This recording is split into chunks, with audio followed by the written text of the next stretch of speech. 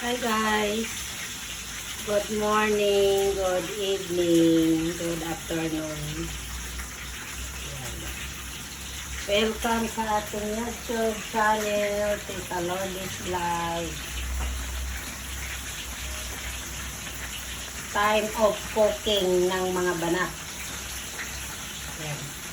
Sa atin po kinamatisang pritong isda. Ito mayroong giniling na manok,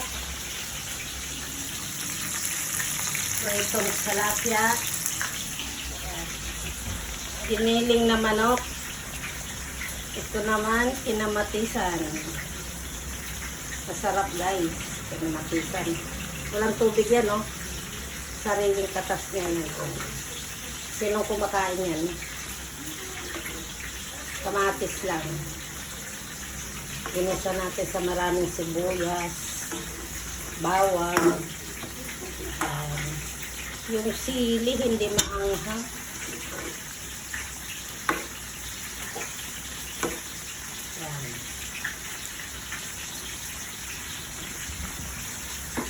Yan ang ulam natin for today.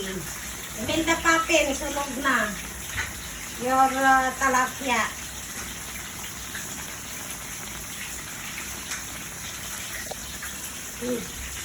Ito muna tayo sa labas guys.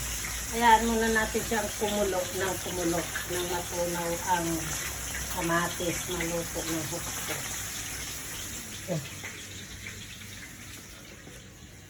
Ayan ang aming table. Ang table. Ito sa escabeche na tilapia. Ayan ang sangkap. Escabeche na tilapia. Inihaw na talong. Order yan guys, order.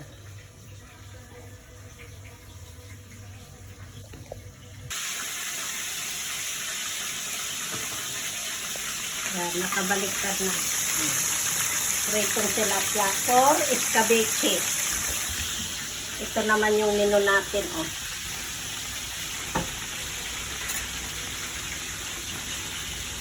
Menu natin ay napakasarap.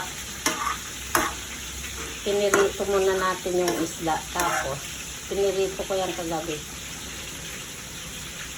Ngayon natin niluto. Pagkagaling sa work. Pwede na siguro to. Oh. Ayan ang sibuyas na sa ilalim.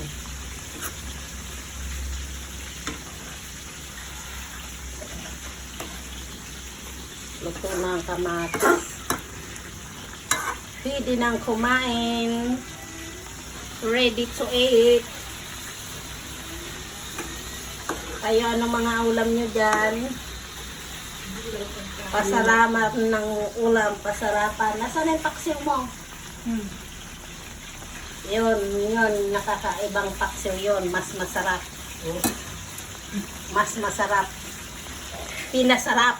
Pinasarap ng... Kasi may baboy. Yes, pinasarap talaga. Mayroong isang tipak. Tipak.